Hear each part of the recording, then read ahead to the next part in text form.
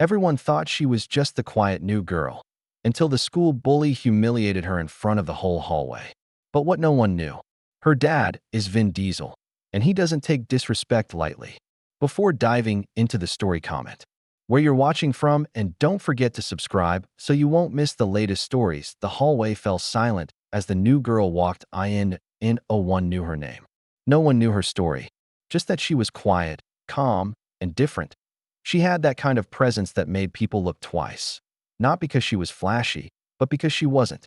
A curly-haired black girl with a slow, confident walk, sharp eyes, and an expression like she'd already figured the place out. No makeup, no trendy TikTok dances, no loud gossip sessions. Just silence, headphones, and a gaze that didn't flinch. And in high school, that makes you a target. Jake Matthews. Loud, cocky, and always surrounded by a pack of varsity jacket-wearing clones, didn't like what he couldn't define. He didn't know what to do with someone who didn't try to impress him, laugh at his jokes, or shrink when he walked by. So when he saw her standing alone by her locker that Tuesday morning, headphones in, chin up, flipping through a beat-up novel like she had all the time in the world, he saw an opportunity.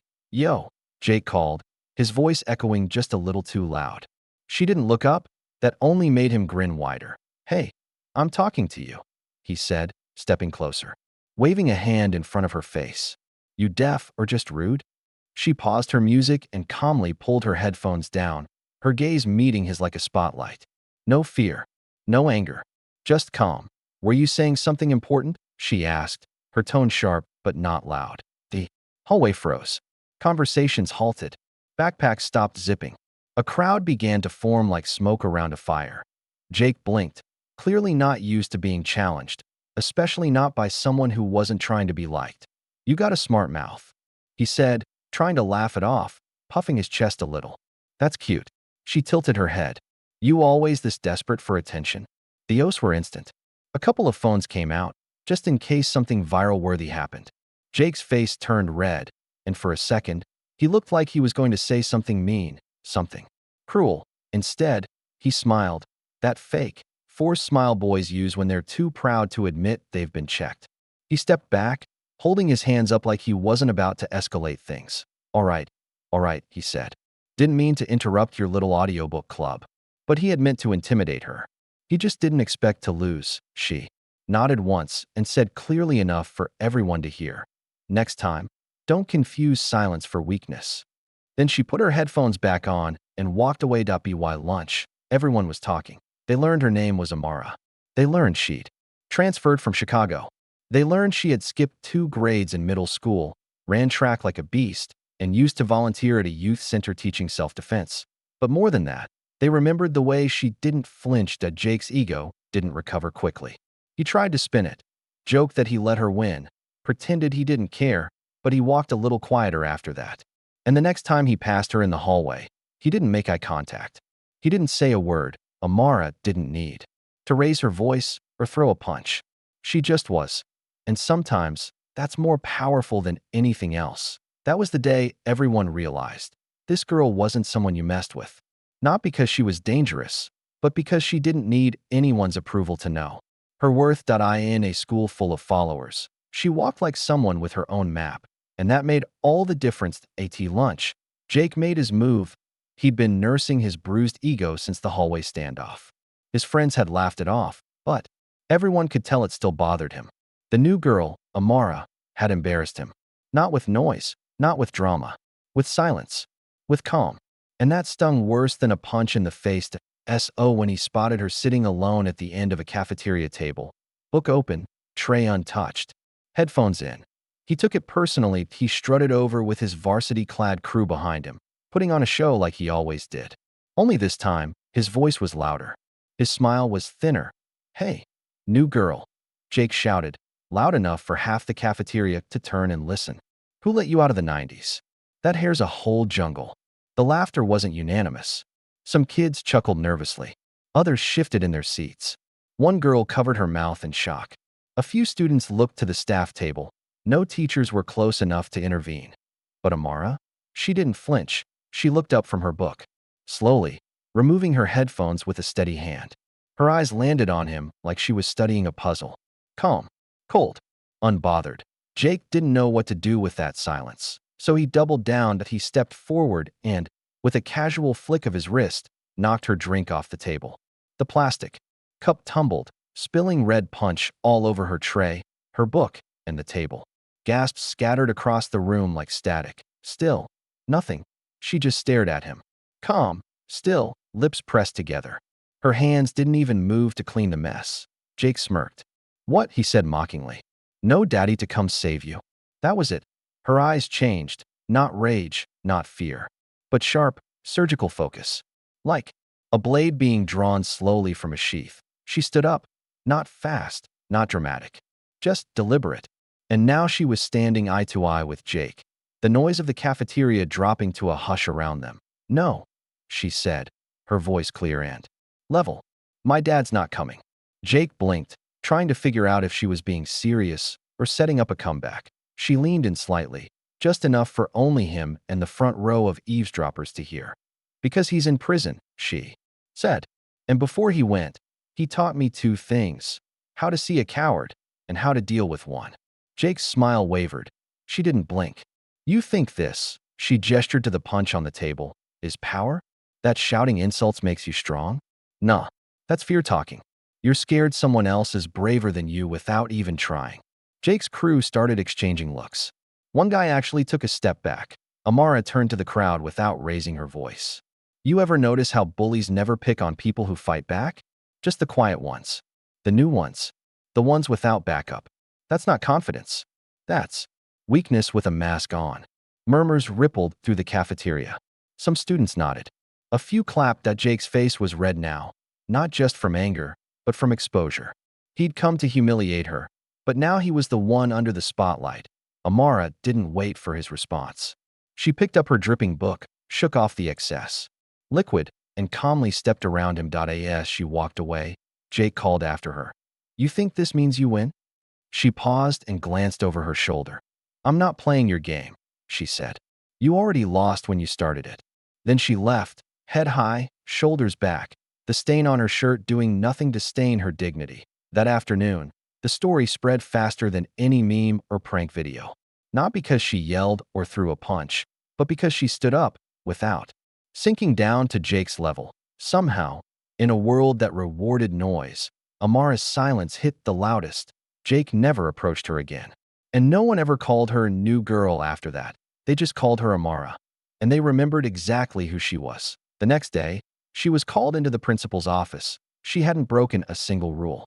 No threats, no shouting, no retaliation. Just calm, calculated truth. But someone had crossed the line, Jake. And the world had seen it. The viral video, posted by one of Jake's friends trying to be funny, had backfired. It showed Jake mocking her hair, knocking over her drink, and making the cruel daddy comment. But most importantly, it showed how she responded. With composure, strength, and a few razor-sharp words that cut deeper than any slap. By morning, local reporters had called the school. Parents had emailed the district. Students whispered in every hallway, replaying the moment like a movie scene. When Amara, no, Angel, walked into Principal Harris's office, she already knew why she was there. Principal Harris sat behind his desk, glasses low on his nose, a clipboard in hand. He looked up, adjusting his tie with awkward urgency. Miss, he started. Sinclair, she replied, quietly but clearly. Angel Sinclair. He nodded, starting to jot it down. Then she added, with a small, deliberate pause, Diesel. Legally, it's Angel Sinclair Diesel. The pen froze mid-stroke. Harris looked up slowly. Diesel? She nodded once. My dad adopted me when I was 9. Vin Diesel, the actor. The silence that followed felt like time itself had paused. The air seemed heavier. You mean, the Vin Diesel? He asked, visibly confused. Yes, sir, she said evenly. I don't usually mention it. Doesn't matter who raised me if people won't respect me as I am. Principal Harris leaned back in his chair, stunned. It wasn't disbelief, it was recalibration. Everything he assumed about the quiet new girl standing in his office was being rewritten. Before he could speak again, his phone buzzed. Then again. Then a third time. He picked it up, glanced at the screen, and blinked. Across campus, phones were going off nonstop. Students stared at their screens, jaws dropping. A headline was circulating on every social platform. High school. Bully humiliates teen, then learns her dad is Vin Diesel. Jake saw the news on his own Instagram feed, posted by a celebrity gossip account with over 4 million followers. The video had been stitched with a photo of Vin Diesel and Angel when she was younger, laughing together at a charity event. The caption read, "She didn't need to fight back. She just had to say her name." His stomach sank that I and the principal's office. Harris sat up straighter, adjusting his posture. "Well, Angel," he said. "First off, I'm sorry you had to go through that. What happened was absolutely unacceptable. I'll be speaking with Jake and his parents immediately." Angel simply nodded. "Do you want to press charges?" he asked carefully. "We can arrange for a formal apology, or I'm not interested in punishment," she said, meeting his eyes. "I just want to make sure the next kid who walks into this school, quiet, different, whatever, isn't treated like a target." He nodded slowly. "Understood." As she left the office, students parted like a tide in the hallway. Not out of fear, but respect. This wasn't about fame. It wasn't about who her dad was. It was about how she carried herself before they knew. Jake didn't show up to lunch that day, or the next. Rumors swirled about his parents pulling him from school, at least temporarily. But no one really talked about him anymore. They talked about her, not just because she had a famous last name, but because she hadn't needed it. She earned their respect before the world knew her story, before the headline, before the viral moment. The truth was, she could have name-dropped from the start. She could have posted her own video. She could have made it all about who her dad was. But she didn't, because Angel Sinclair Diesel didn't need a name to prove her worth. She was the storm long before they ever saw the lightning, and now they were listening. That Friday, just before the final bell rang, a deep, throaty rumble echoed through the school parking lot. Students glanced up from their phones, their conversations pausing mid-sentence. Heads turned. Whispers flew. A matte black Dodge Charger, sleek, polished, unmistakable, rolled up slowly and parked right in front of the main entrance. At first, they thought it was a prank. Maybe a stunt, a Fast and Furious promo, or some viral senior prank. Cameras came out instantly. Some students pressed against classroom windows for a better look. Others bolted into the hallway, buzzing with excitement.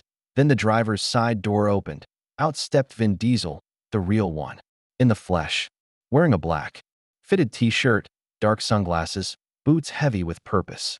His expression unreadable. He didn't smile. He didn't wave. He just walked. Calm, intentional, steady. He pushed open the school's front doors and stepped into the hallway like he had all the time in the world. Students parting around him like waves splitting around a rock. No security stopped him. No one dared. He stopped in the center of the main corridor, where everyone could see him. He said nothing. Then, from the opposite end of the hallway, Angel appeared, walking toward him in her usual cool, collected stride. No panic, no rush, just quiet confidence. Her backpack slung casually over one shoulder, curls bouncing with each step. She stopped beside him. And at that exact moment, Jake Matthews rounded the corner, laughing at something one of his friends had said. He had his usual cocky walk, his varsity jacket slung loose, unaware of what he was walking into. Until he looked up and froze, face to face with Vin Diesel. Next to Angel, the hallway went completely still. Vin didn't need to raise his voice. He just looked at Jake, not with anger, but with something heavier, like disappointment wrapped in steel. "I don't hit kids," Vin said, voice low and steady, every word deliberate. "But I raise mine to never be afraid of one either." Jake's eyes widened. His mouth opened like he wanted to say something, but only a weak stammer came out. "I didn't know." Vin cut him off with a single raised hand. Not aggressively, just enough to silence him. "Exactly," he said, his voice sharp as a blade. "You didn't know her. You didn't even try. You judged her the second you saw her. Her hair, her silence, her strength. That's the problem." Jake looked smaller than he ever had, like a balloon that had suddenly lost all its air. "You saw someone who didn't play your game," Vin continued. "Didn't chase your approval. So you tried to tear her down. Why? To impress your friends? Because no one ever taught you what real strength looks like." Jake looked down. His voice was a whisper. "I didn't mean." Vin stepped forward. Just one step. Not threatening, but powerful. "She gave you more grace than you deserved. She could have gone viral because of your actions. But instead, she let the truth speak for itself. He turned to Angel briefly, gave a small nod. She gave him one back, calm and proud. Then he looked at Jake one last time. I didn't come here to fight. I came here to remind you, and everyone watching, what family looks like. Silence hung in the air, not out of fear, but respect. Vin turned, placed a hand gently on Angel's shoulder, and the two walked out side by side. Students watched them go, some with phones still recording, others too stunned to move. The doors closed behind them. The charger roared to life and rolled off into the distance, leaving behind something louder than any threat. A lesson, not about fame, not about revenge, about character, about what it means to stand for something and someone, even when no one's watching. Jake never bullied another student again. And Angel, she didn't need to prove anything anymore. She already had. The next week, everything changed. Angel was no longer invisible, not because she'd made headlines, not because people found out her dad was famous, but because, for the first time, people actually saw her, not as the quiet girl, not as the new girl, not even as Vin Diesel's daughter. They saw her as Angel Sinclair Diesel, the girl who stood up without raising her voice, the one who handled hate with grace, the one who faced a hallway full of judgment and never lowered her gaze. It started small. People greeted her in the halls, not with forced smiles or fake curiosity, but with genuine respect. They asked about her favorite books, her music, her opinions. Teachers noticed her more too, calling on her with interest instead of obligation. She joined the robotics club by Wednesday, and no one questioned it, even though she was the only girl in the group. Within a week, she was helping rewire the prototype, arm the others had been struggling with for days. She didn't brag. She just got to work. Quietly. Efficiently. Brilliantly. By Friday, she was helping organize the school fundraiser. The student council asked her to join their committee, nervously, because they weren't sure she'd say yes. She did. And by Monday, she drafted a plan that raised more money in one day than the council had in 3 weeks. Then came the real surprise. During English class, their teacher assigned a personal essay. Tell us who you are, she'd said. Not the version people assume. The real you. Angel stood at the front of the class that Friday, papers in hand. She didn't read from the page. She spoke from memory. I was adopted at 9, she said, by a man you all know from movies. But that's not what matters. What matters is the 8 years before that. She talked about foster care, about how it feels to move from house to house, about never knowing if the next family would keep you, about holding in tears so people wouldn't think you were weak. I learned how to be quiet, she said, because silence felt safer than being disappointed again. Some students teared up. Others just listened, still and stunned. She looked up, eyes steady. But silence doesn't mean weakness. It just means you're listening, learning, waiting to decide who's worth your voice. The room was silent when she sat down. Even Jake was quiet. He'd kept to himself since that day in the hallway. No more taunts, no more swagger, just silence, and not the kind that Angel had once used to protect herself. This was different, a silence that came from reflection. That Monday, during lunch, Jake did something no one expected. He walked up to her table in front of everyone. No sarcasm. No act, just honesty. I was wrong, he said. His voice was steady, but softer than anyone had ever heard it. I'm sorry. Angel didn't rush to respond. She looked at him carefully, like she was measuring the weight of his words. She didn't smile. She didn't forgive right away. But she nodded, because respect isn't given. It's earned. And forgiveness, real forgiveness, takes time. Jake turned and walked away, leaving nothing but the echo of his apology behind. But that moment rippled through the cafeteria like a silent wave. People began to realize change didn't always come through drama or punishment. Sometimes it came through recognition, through growth. And Angel, she didn't chase attention. She didn't post videos. She just kept showing up, stronger, smarter, and still grounded in the quiet strength that had carried her through everything. By the end of the month, her essay was published in the school paper. The title? Louder Than Silence. In the final paragraph, she wrote, never underestimate someone just because they don't speak up, because the moment you push too far, you might find out exactly who's standing behind them. And sometimes, that person behind them isn't just a Hollywood.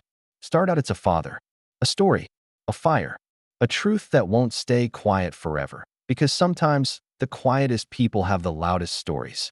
And when they speak, the world listens. If you enjoyed this story, don't forget to like, subscribe, and hit the bell so you never miss a twist-filled tale. We bring you powerful stories with powerful lessons every week. Thanks for watching. And remember, sometimes the quietest people have the loudest stories.